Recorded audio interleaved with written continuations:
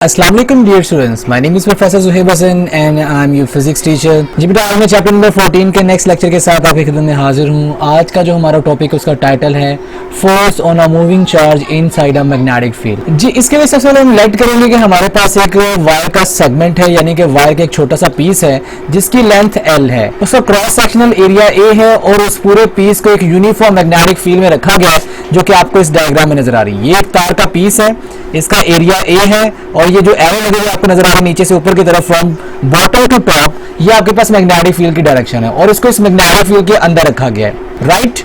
तो magnetic field की जो स्ट्रेंथ है वो B यहां बताई जा रही है, तो वो किस तरफ पॉइंट कर रहा है, मैग्नेटिक फील्ड अपवर्ड पॉइंट कर रही है, वर्टिकली अपवर्ड। तो एक करंट आया इस तार के अंदर से फ्लो कर रहा है, ठीक है। ये स्मॉल एन वो नंबर ऑफ चार्जेस है जो कि इस वायर के सेगमेंट के अंदर मौजूद है, जो काफी ज्यादा है, जिनमें से चंद एक यहाँ शो करवाए गए हैं आपको सिर्फ इस बात को समझाने के लिए कि चार्जेस इसके अंदर से मूव कर रहे हैं और इस चार्जेस के ऊपर 3 एरो लगे हुए आपको नजर आ रहे हैं।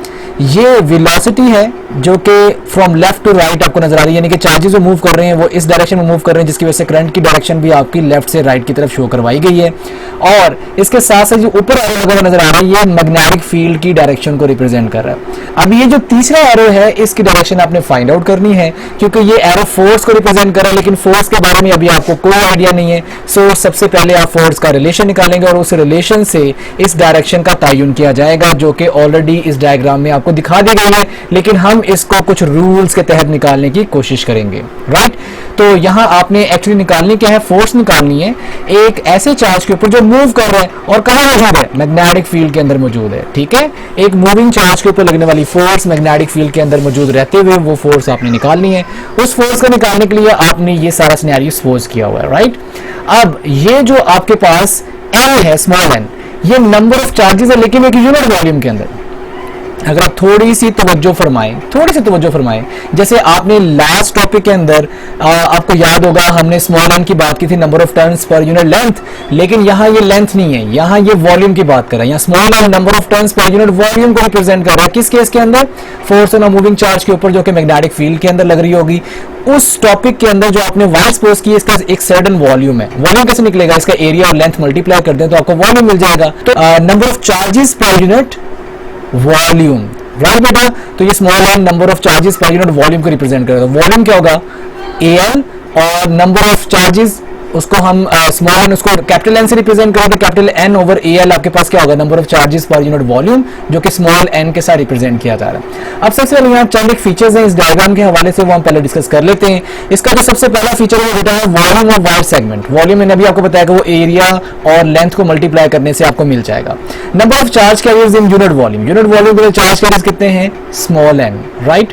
अब आपके पास टोटल नंबर ऑफ चार्जेस कितने हैं वॉल्यूम के अंदर, तो आप क्या करेंगे, आप वॉल्यूम को मल्टीप्लाई कर देंगे n के साथ, तो नंबर ऑफ चार्जेस आ जाएंगे। जैसे आपने लास्ट टाइम भी आपने यही काम किया था, number of turns per unit length को मल्टीप्लाई कर दिया था आपने किसके साथ, स्मॉल n के साथ, तो NL इक्वल आ गया था नंबर ऑफ टर्न्स के बराबर। यहाँ टर्न्स नहीं है, यहाँ चार्जेस हैं, तो small N number of charges per unit volume को रिप्रेजेंट कर रहा है, तो वॉल्यूम को मल्टीप्लाई कर देंगे किसके साथ, number of turns per unit volume के साथ, तो आपके पास नंबर ऑफ टर्न्स आ जाएंगे। तो ये जो रिलेशन है ये नंबर ऑफ टर्न्स को रिप्रेजेंट कर रहा है, राइट बेटा। अब एक जो इसके अंदर पार्टिकल है उसके ऊपर चार्ज कितना Q है, एक जो कैरियर है उसका चार्ज स्मॉल q है, ठीक है। तो इतने वॉल्यूम में पाए जाने वाले जो टोटल चार्जेस होंगे उनके ऊपर कितना चार्ज होगा, हम क्या करेंगे, हम ये नंबर ऑफ चार्जेस को, हम ये नंबर ऑफ चार्जेस जो हैं जो यूनिट वॉल्यूम में एग्जिस्ट कर रहे हैं, number of charges, in total number of charges को मल्टीप्लाई कर देंगे एक कैरियर के चार्ज के साथ। टोटल चार्ज निकालने के लिए एक पार्टिकल का जो चार्ज होगा उसको मैं नंबर ऑफ पार्टिकल्स के साथ मल्टीप्लाई कर दूंगा या नंबर ऑफ कैरियर्स के साथ मल्टीप्लाई कर दूंगा, तो मेरे पास टोटल चार्ज आ जाएगा जो उन n नंबर ऑफ चार्जेस के ऊपर टोटल एग्जिस्ट कर रहा होगा, राइट बेटा। तो total charge on NaL charge carriers, यानी कि इतने चार्ज कैरियर्स के ऊपर टोटल चार्ज निकालने के लिए मैं क्या करूंगा, NaL को यानी कि नंबर ऑफ चार्ज कैरियर्स को एक चार्ज की वैल्यू के साथ मल्टीप्लाई कर दूंगा, तो मेरे पास टोटल चार्ज की वैल्यू आ जाएगी, राइट बेटा। अब हम यहाँ सपोज कर रहे हैं कि सपोज किया जा रहा है कि अगर v वेलोसिटी है एक सिंगल चार्ज कैरियर Q की, और डेल्टा T वो टाइम है जो उसको लग रहा है इस कंडक्टर की इस लेंथ को कवर करने में, यानी कि इस पॉइंट से लेकर इस पॉइंट तक आने में ये जो लेंथ है, ये डिस्प्लेसमेंट है जो उसको कवर करने में लग रहा है, तो आपके पास वो टाइम जो चार्ज कैरियर्स को यहां से यहां तक आने में लग रहा है, आपको डिस्टेंस भी पता है कैपिटल L के बराबर है और आपको वेलोसिटी उसने बता दी है v है उसकी, तो आप टाइम निकाल सकते हो। तो डेल्टा T अगर वो टाइम है सपोज सपोज कर लूं कि टाइम डेल्टा टी है, तो S is equal to V T वाले फॉर्मूले से T is equal to S over V आ जाएगा। तो S आपके पास लेंथ के बराबर है इस कंडक्टर की, और V उसकी वेलोसिटी जो हमने यहाँ सपोज कर ली हुई है। तो L ओवर V आपके पास डेल्टा टी की वैल्यू आ गई। इसको इक्वेशन नंबर 3 कह दिया, क्योंकि टोटल चार्ज की जो वैल्यू आई है उसको इक्वेशन नंबर 1 हम कह चुके हैं ऑलरेडी, राइट। अब यहां जरा गौर कीजिएगा, the current I flowing through the wire segment of length L due to charge carriers delta Q in time T, right. अब डेल्टा Q टोटल चार्ज है जो कि इस लेंथ में से गुजर रहा है, उसको जितना टाइम लग रहा है उसके मुताबिक आपने करंट निकालना है। करंट क्या होता है? Rate of flow of total charge जो यहाँ से पास थ्रू हो रहा होगा, उसको हम टाइम से डिवाइड कर देंगे तो आपके पास करंट आ जाएगा। तो डेल्टा Q की वैल्यू आप यहाँ निकाल चुके हैं जो कि आई है NALQ, उसको यहाँ पुट करेंगे, और डेल्टा T की वैल्यू आप निकाल चुके हैं जो कि L ओवर V है, उसको हम यहाँ पुट करेंगे। तो इसको थोड़ा सा रीअरेंज करें, L से कैंसिल हो जाएगा, तो आपके पास NAQ इंटू V आपके पास करंट की वैल्यू आ जाएगी। अब करंट की वैल्यू आपके पास आ चुकी है, राइट बेटा। अब लास्ट लेक्चर में, यानी कि इस चैप्टर का जो दूसरा लेक्चर था, उसके अंदर आपने देखा था force on a current carrying conductor. एक करंट कैरिंग कंडक्टर, ये जो आपके पास कंडक्टर मौजूद है, इस कंडक्टर के ऊपर भी तो एक फोर्स लग रही होगी ना इस फील्ड की वजह से, तो ये उस कंडक्टर पे लगने वाली फोर्स का रिलेशन आपके पास आ गया। इसी रिलेशन से हम कंडक्टर की जो फोर्स है वही चार्जेस के ऊपर लग रही होगी, हम चार्जेस का रिलेशन भी निकाल सकते हैं। तो कैसे निकाल सकते हैं? हम I की वैल्यू यहाँ पुट कर देंगे। I की वैल्यू क्या है? NAQ इंटू V, तो यहाँ मैंने पुट कर दिया NAQ इंटू V, राइट। अंदर L cross B as it is आ गया, I को मैंने रिप्लेस कर दिया। I यहाँ एज वेक्टर बिहेव नहीं कर रहा, ये बात याद रखिएगा, सिर्फ इस फॉर्मूले को बोल्ड करके लिखा गया, ठीक है। अच्छा जी, तो यहां आपने अब क्या करना है? अब आपने यहां तवज्जो देनी है कि आपको पता है आप कंडक्टर की लेंथ को एज डिस्प्लेसमेंट लेते हैं या एज वेक्टर लेते हैं, तो आप उसकी डायरेक्शन करंट की डायरेक्शन में लेते हैं। इट मींस जिस डायरेक्शन में ये चार्जेस फ्लो कर रहे होंगे, इस लेंथ को भी उसी डायरेक्शन में कंसीडर किया जाएगा, यानी कि लेफ्ट टू राइट ये चार्जेस मूव कर रहे हैं, इसकी वेलोसिटी v है, वेलोसिटी की डायरेक्शन लेफ्ट टू राइट है, तो इस लेंथ को जब मैं एज डिस्प्लेसमेंट कंसीडर करूंगा तो इसकी लेंथ की डायरेक्शन भी मैं लेफ्ट टू राइट लूंगा। जब मैं इसको लेफ्ट टू राइट लूंगा तो मुझे पता है कि ये जो वेलोसिटी का जो यूनिट वेक्टर होगा वो इस लेंथ के यूनिट वेक्टर के बराबर होगा। क्यों? क्योंकि वो यूनिट वेक्टर क्या शो करता है? यूनिट वेक्टर किसी भी वेक्टर की डायरेक्शन को शो करता है।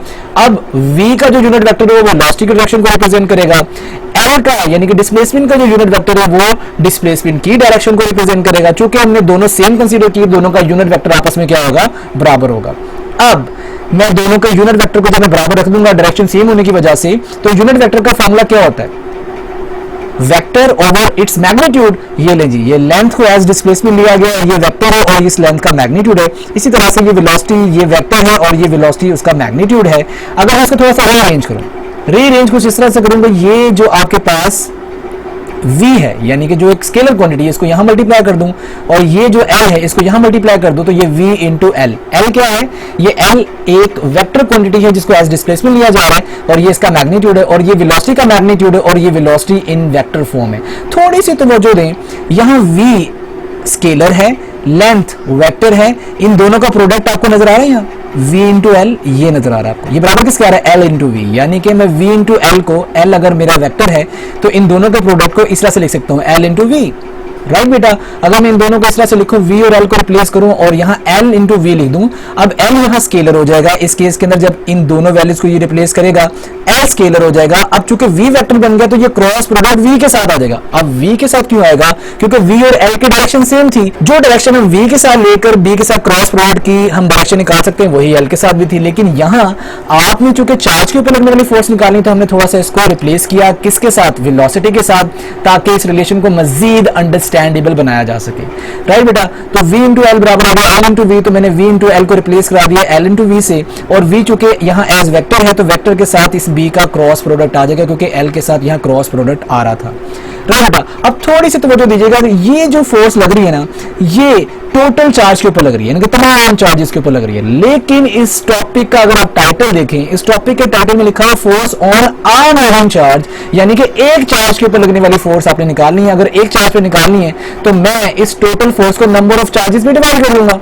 तो नंबर ऑफ चार्जेस आपने यहाँ निकाले हैं। नंबर ऑफ चार्जेस अगर थोड़ा सा आप गौर करें, ये आपके पास number of charges, total number of charges in L volume, यानी कि एल वॉल्यूम के अंदर जो टोटल नंबर ऑफ चार्जेस है वो एन एल के बराबर है।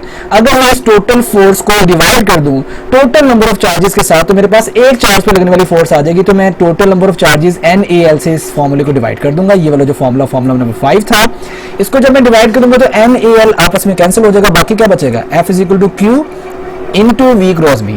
अब ये वो फोर्स है जो एक सिंगल चार्ज पे लग रही है जिसकी वैल्यू Q है, और आपने एक पार्टिकल पर पाया जाने वाला चार्ज Q ही कंसीडर किया था। चार्ज होना single charge carrier is Q, right बेटा। तो ये एक चार्ज पे लगने वाली फोर्स है और ये फॉर्मूला बन जाएगा F is equal to Q into V cross B, right बेटा।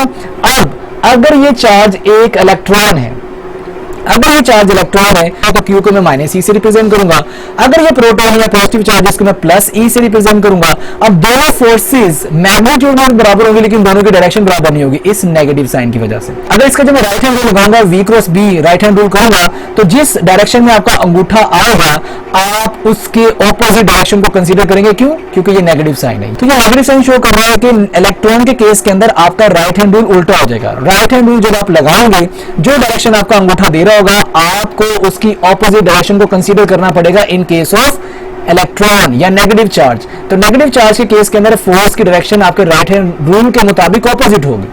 जो राइट हैंड रूल के मुताबिक डायरेक्शन आ रही होगी वो डायरेक्शन नहीं होगी, उसके ऑपोजिट डायरेक्शन को आपको कंसीडर करना पड़ेगा इन केस ऑफ इलेक्ट्रॉन। लेकिन अगर मैं प्रोटॉन की बात करूं जो राइट हैंड रूल से आपके पास फोर्स की डायरेक्शन आ रही होगी आप वही फोर्स कंसीडर करेंगे। तो ये आपके पास ये फोर्स है और ये क्रॉस प्रोडक्ट के जरिए आप उसकी डायरेक्शन को फाइंड आउट कर सकते हैं। अब हम बात करते हैं मैक्सिमम फोर्स की और मिनिमम फोर्स की। मैक्सिमम फोर्स कब होगी? क्रॉस प्रोडक्ट को एक्सपेंड करो तो आपके पास क्या आता है? Sine theta. तो साइन थीटा मैक्सिमम कब होता है? जब 90 डिग्री एंगल होता है। जब V और B में 90 डिग्री एंगल होगा तब आपके पास फोर्स की वैल्यू क्या होगी? मैक्सिमम, जो कि QVB इंटू साइन 90 आएगा। साइन 90 विल गिव यू 1, तो F maximum will be equal to QVB आ जाएगा, राइट बेटा। तो मिनिमम फोर्स कब होगी? जब आपके पास वैल्यू 0 आएगी या एंगल जो है वो 0 डिग्री होगा V और B के दरमियान। V और B के दरमियान अगर आप 0 डिग्री एंगल को कंसीडर करते हैं तो साइन 0 विल गिव यू 0, तो आपके पास फोर्स मिनिमम आ जाएगी जो कि 0 के इक्वल आएगी, राइट बेटा। जी बेटा, इसके साथ ही हमारा आज का टॉपिक खत्म होता है। इंशाल्लाह मैं बहुत जो है नेक्स्ट टॉपिक के साथ आपकी खिदमत में हाजिर होऊंगा। तब तक के लिए इजाजत दीजिए। Thank you very much. Allah Hafiz.